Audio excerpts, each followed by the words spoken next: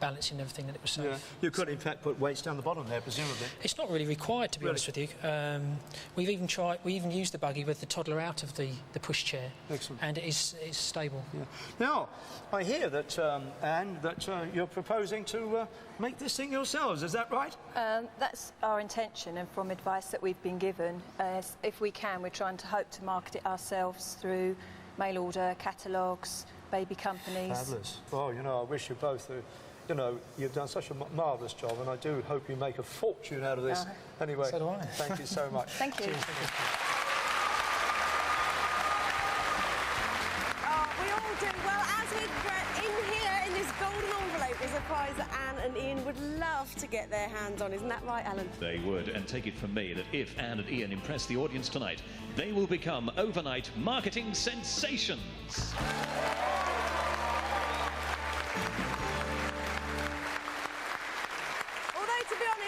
Marketing they need when they got Julie's friends saying people should buy the product just to have another baby so they can stick one in there. Andy, have you got children yourself? Yes, I have, yes. And would you be happy having one of your babies sat in there? Yes, yeah, I would. So how long, Anne, do you think you can use this for? How long can the baby stay in the top section? Most car seats are designed for a weight of a baby up to about 10 kilograms, 22 pounds. And then, as in our case, the toddler can usually leave the pushchair, all of the attachments come off, and then the baby moves into the pushchair. OK. All right, where's Leon? Leon, what did you want to know? Yeah, I've got another question. What's it like actually going up and down steps? The actual handling of the buggy is no different to it as if this wasn't on the top, to be honest with you. It's quite light, easy to manoeuvre, which is one of the pluses for the product, actually. Brenda, have you got children of your own? I have, I've got 3. Yes. And could you have done with one of those? Definitely, 10 years ago I would have used this. Definitely, I think it's a fantastic idea. So you're going to just have to do Julie's thing and have another? Oh, no. I just wondered how much it would cost. Yeah, we're trying to keep it as cost-effective as possible, really. Hopefully somewhere in the region of £20. That's pretty good, isn't it? Very Would you good. part with that? Definitely, I had to buy another pushchair, a tandem pushchair, so I definitely would have used this. Bargain. Well, I think it's a fantastic invention. We'll be seeing more of you later. 2 down, 1 to go. So before any decisions are made, let's check out our final invention. Here's Leroy with his air jack. I was driving, coming back to depot after doing a delivery, seeing a gentleman in a collar and tie, broken down with a flat. He was trying to change his tyre. He was struggling with the jack, like I've seen so many, and he was on his off. He was literally laying down, and it was raining that day. And it really got me thinking, how could I get round it? This is what I've come up with. Simple idea. Anybody can use it. Straightforward. Inflator. The bag lifts the vehicle. Hold. Lower the jack. That's the same position where you would actually blow your tyre up, which this is the instrument here. His sister Pat has already got one in her boot. Well, it is really amazing, this is. Leroy's air jack. As a child, you know, he was always creative, and here I am carrying an invention of his, my brother, Leroy. I remember Leroy as a boy. He used to always be fiddling with things, and he'd be breaking things and making them. Got a few slaps, I have to say. We thought he was being naughty, but we know now he was being creative. And being creative was just what Leroy needed to make his air jack a reality. With his idea patented, he teamed up with design engineer Stuart Scoley. Well, the first thing I noticed about Leroy was his enthusiasm to get this job underway. He knew exactly the features he wanted, the rough sizes that it needed to be, which did help us, you know, to lay down a specification. Leroy's boss Paul was used to his drivers coming up with ideas inspired by hours behind the wheel, but Leroy was different. He's put his heart into it, he's put a lot of time and effort into it, and he's thought about it really well. I wish I'd have thought of it before him. But Paul didn't think of it. It's all Leroy's idea, and Stuart and Leroy's headache to make it work. As the months passed, they went through several designs. This was the bag that we used. Whilst this raised the car, it was not as stable as we would have liked. So on the Mark II version, we've gone for a completely different design of airbag. This certainly lifts the car, and it makes things very stable indeed. We can actually get the car when it's off the ground and physically rock it, and it will not fall off. It's one thing to make it work, but another to get anyone interested. I've been approached certain companies and saying yes, very good idea, very good. But we're really not going down that road. That for me was a low point. My dream is to see them put in vehicles. I hope things work out for him, and I hope he remembers me when he becomes famous. I am extremely proud of my brother. I always have been proud of him, I have to say. Even when he was naughty coming up, and he still can be naughty, but we are all very proud of him.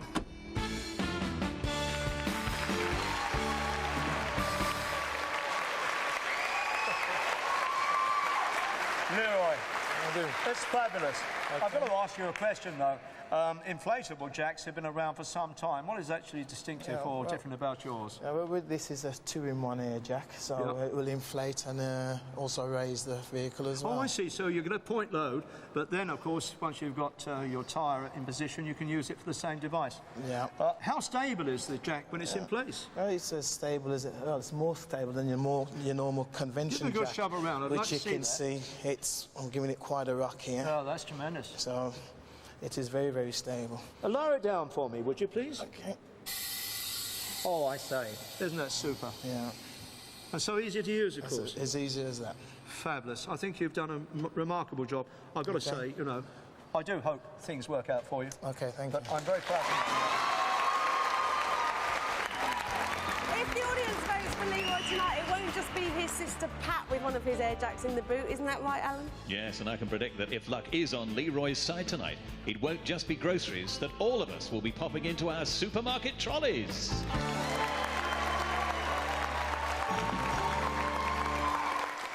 Well, as someone who once put a jack through the floor of her Morris Minor, I think that's a fantastic idea. It was a conventional jack, though, so it's probably my Morris that was more at fault. David, what do you think of that jack? It's a great idea. I've just got one question. Could it be used on different types of vehicles, or even on a caravan, for example? On the vehicles, yes, on any vehicle, not a problem. And as for caravans, as long as you put your 2 front and back bars in, this will have to actually go underneath the axle. So yes, it will be able to. I think it's such a great idea, because my big concern always getting a flat isn't so much changing the wheel over and the tyre over, it's actually getting the thing up in the air. So I rather like this idea. What about you, John? Just one aspect on safety. If that fails, what happens to the guy underneath the car? Well, is there a fail-safe to it? Well, yes, there is 2 valves in there to actually, if one fails, then the second one will hold it. Alison? My only question is, doesn't it drain the battery? No, it takes, what, 1 volt, 2 volts? The only way it will drain the battery is if you've got a dodgy battery to start off with. When was the last time you changed a wheel?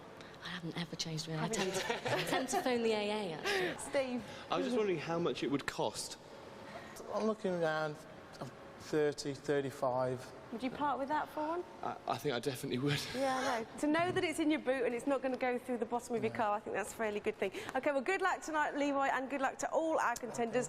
3 fantastic inventions. I'm very glad it's not me who has to decide. But before our audience use their power and make their decision, here's our Alan with a quick reminder.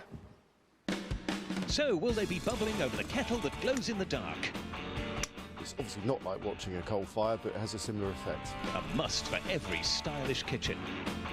Maybe Baby will love the view from the double-decker buggy. And as you can see, with this, there's plenty of room for manoeuvre. Just what you need as a mum, really. Or perhaps it'll be up and away for the car jack that mercifully takes the muscle out of changing a tyre. I think I'd get on fine with that one. Inventions. We have been inundated with your ideas and inventions, and we can't feature them all on the competition unless we take over the whole of BBC One. But Trevor's been having a rummage. I want to tell you how I became an inventor. When I was a child, I used to have a thing called a Meccano set, and here's a Meccano set in action, all right? It's a little chariot.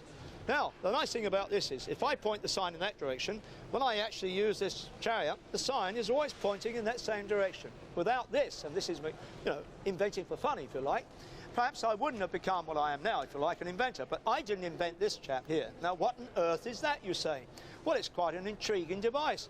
Because when you open it up and look inside, you say, hello, we've got a blind, right? What on earth's that doing in there? Well, what it is, basically, it is a holder for your blinds when you put them in the washing machine.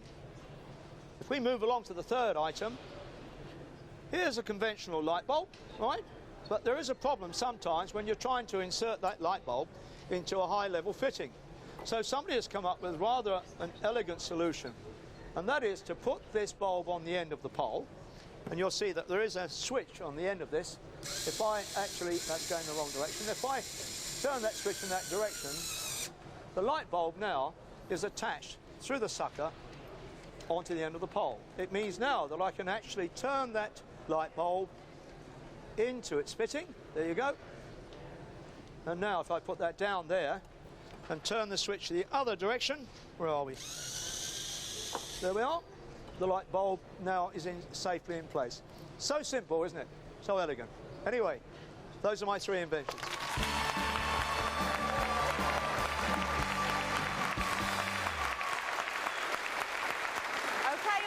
Well, you may clap, but now it's time for you to make that all-important decision and choose the best invention. Now, I've got some very nervous inventors here, so make someone's evening, grab your handsets and vote now. So, who will our audience choose? Will it be Brett and his Halo kettle? Or Anne and Ian and their double-decker buggy? Or Leroy and his air jack? We're about to find out. Buttons are being pushed, votes are being cast. And right now, what we can do is take a look at the result. Look at that! It's the air jack! 50.8% of the votes cast tonight. Well done, Leroy! Leroy! Leroy, come here. Congratulations. Look at that! Unbelievable! They love you. 50.8%. That is quite incredible. Thank you, thank you. That is amazing. How are you feeling right now? Well... He's lost. Cat won't believe that you lost words. I've lost words. Had some good competitions, and I thought, well, when I seen the two of them, I thought, well, I'm shaking now. I've been shaking You all the way are. I through. can tell. Well, look, there's good news for you because obviously you have won a prize. Because I can tell you that your bosses at Asda are very excited about this air jack. They want to try and get it on their shelves as soon as possible. They're going to set you up with their top DIY suppliers and manufacturers. And not only that, but Halfords, the car accessory chain, want to meet you as well. Isn't that fantastic? Well done. Congratulations, it is a great invention. I can't wait to get one in my boot. Commiserations, of course, to you guys, but they are fantastic inventions as well, and I know they'll do great things in years to come, I'm sure. But that, sadly, is all for this week. If you'd like to find out more about tonight's inventions, or if you want to be on the programme as an inventor or in the audience, check out our website at www.bbc.co.uk/science. But for now, from all of us here, good night.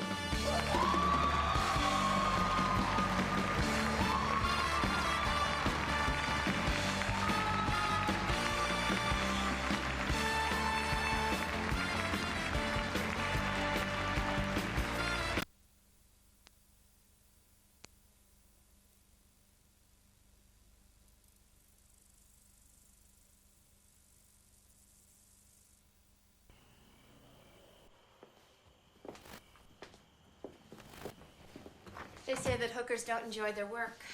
It's all cash, no pleasure. But for every rule, there's an exception. you're quick. Not when it counts. Don't just stand there. Come here and prove it. I hate to disappoint you, but I'm not here for sex. I'm a private detective hired by your sister. I don't have a sister. Her name is Carrie Diker. She's married to a man named Cleet, and your name is... You say my name is Terry, I'm gonna cut your fucking heart out. That's just about what she said you'd say. She wishes she had it in her. Maybe she's not the only one. She knows I'm back? She does. Who else? No one. I told her to keep it to herself. Why would you do that? I make about 30 grand a year.